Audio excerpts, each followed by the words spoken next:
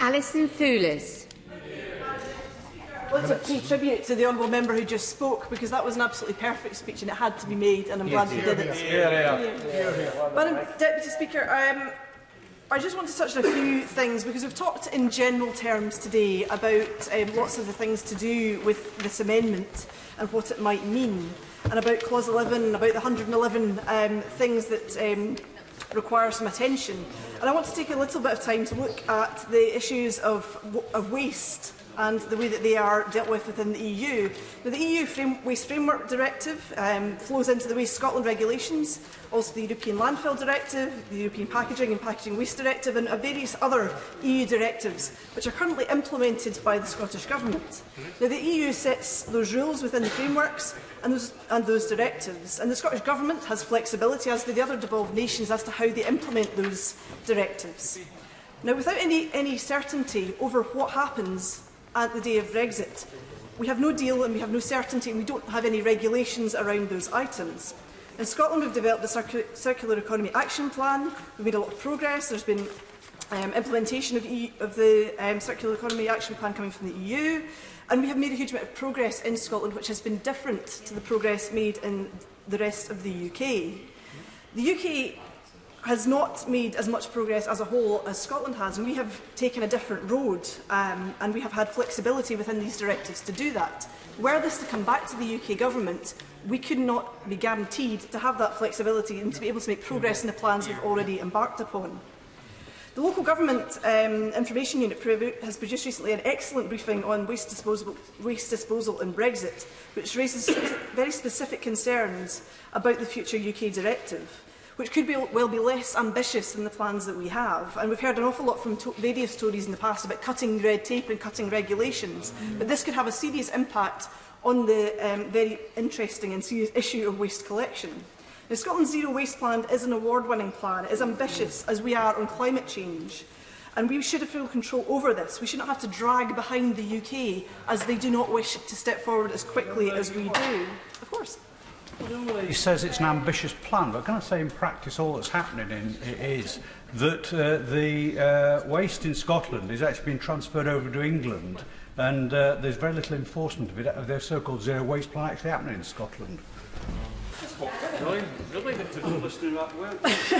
I would take issue with that, and our plan is ambitious.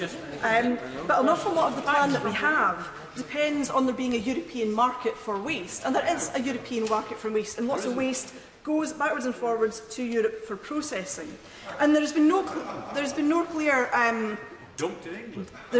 clear detail from the government about what they mean when they mean an interim period or a temporary period, or further powers being released to the Scottish Government, because we already know that this market is something that exists just now, and when you take that away, there becomes uncertainty.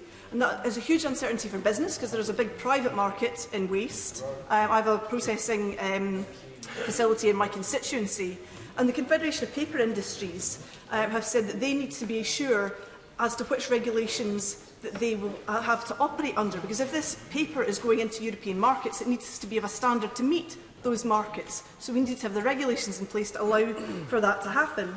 Now, you may not know, Dame Rosie, that the paper industry is a £6.5 billion industry. The UK is the world's largest net importer of paper, and we're doing quite well with that in terms of the EU withdrawal bill, because it's producing huge amounts of paper, for sure.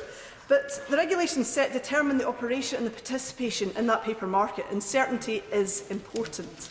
And we need to have clarity so that we can make progress on recycling and on other things that we have started upon. If it's our ability to work under directives is taken back to the UK Government, which doesn't share exactly the same environmental ambitions or our links to European markets, where does this leave Scotland in this scenario? There's uncertainty as well for local government. And I was thinking of a scenario that if we don't have the rules and we don't have the framework, does that mean we can just throw our waste in the street and that the council is no longer obliged to collect it? Because these are underpinned by EU waste directives about the processing and treatment of waste. If there is nothing there, there is no framework at all. Dame Rosie, I would like to speak just briefly about another area where power lies. And the Honourable Member for Aberdeen South and a couple of other Honourable Members who are not in their places anymore mentioned the issue of food and food labelling, and a lot of this is dealt with by Europe as well, by EFSA. Now, a particular interest to me is around infant formula and the labelling and the marketing of infant formula. I'm fairly sure that the Scottish Government may wish to act to further regulate infant formula, but the UK, as has been evidence in questions and issues that I have raised, may not wish to act. The UK have long used EU law as a means of getting around the full implementation of the International Code of Marketing of Breast Milk Substitutes. If we're no longer in the EU and we can set up the frameworks ourselves and we can make progress ourselves on that issue, why should the Scottish Government have to lag behind? Why should we have to wait while these powers are held at Westminster for an indeterminate length of time, temporary, interim, how long, we don't know. Why should we have to wait when we want to make progress on policies? The Honourable Member for Newport West made a very good point earlier on about organ donation and presumed consent, where the Welsh Government had the powers, made progress and made good policy, which has led the UK. In Scotland, we've had the smoking ban, we've had other progressive health policies.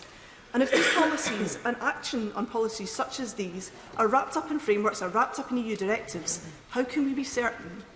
How can we be certain from this Government, in the context of Clause 11, in the context of not accepting any of these amendments which would give the devolved administrations competence in these areas, how can we be certain that we can take the actions that the devolved administrations actually want to take, and how long should we have to wait for Westminster to give us our power back?